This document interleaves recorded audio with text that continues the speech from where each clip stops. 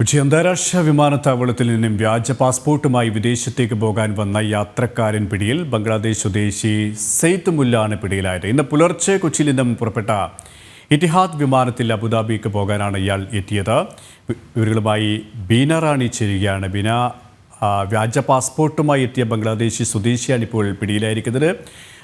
ഈ ബംഗ്ലാദേശി പൗരനെ ചോദ്യം ചെയ്യൽ തുടരുകയാണോ? മറ്റു വിശദാംശങ്ങളും? സുരേഷ്, വ്യാജ ഇന്ത്യൻ വിലാസത്തിലെടുത്ത ഒരു പാസ്പോർട്ടുമായാണ് ഇന്ന് ഒരു ബംഗ്ലാദേശി സ്വദേശി കൊച്ചി വിമാനത്താവളത്തിൽ പിടിയിലായത്. സൈദുർ മുല്ല എന്നു പേരുള്ള 32 വയസ്സുള്ള ഒരാളെയാണ് എമിഗ്രേഷൻ വിഭാഗം കസ്റ്റഡിയിലെടുത്തത്. ഇയാൾ എയർ ഇന്ത്യ എക്സ്പ്രസ് വിമാനത്തിൽ അബുദാബിയിലേക്ക് കടക്കാൻ ശ്രമിക്കുകയായിരുന്നു.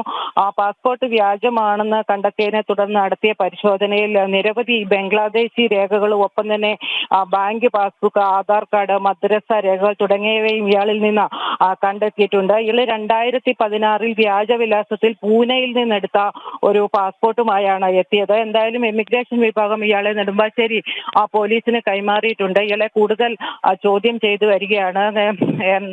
കൊച്ചി അന്താരാഷ്ട്ര വിമാനത്താവളത്തിലെ ആഭ്യന്തര യാത്രക്കാരും ഒപ്പം അന്താരാഷ്ട്ര യാത്രക്കാരെയും മറ്റും വിശദമായ പരിശോധന, അത്തരത്തിലുള്ള പരിശോധനകളെല്ലാം തന്നെ ശക്തമാക്കിയ ഒരു സാഹചര്യത്തിലായിരുന്നു ഇന്ന് ഇയാൾ പിടിയിലായത്. എന്തായാലും ഇയാളെ ഇപ്പോൾ കൂടുതൽ ചോദ്യം ചെയ്തു വരികയാണ്. ഇതുമായി ബന്ധപ്പെട്ട കൂടുതൽ വിവരങ്ങൾ അറിയാനിരിക്കുന്നതേ ഉള്ളൂ. എന്തായാലും ഇയാൾ ബംഗ്ലാദേശി സ്വദേശിയാണെന്നുള്ള കാര്യം വ്യക്തമാണ്. വ്യാജ വിലാസത്തിൽ തന്നെയാണ് എത്തിയതും.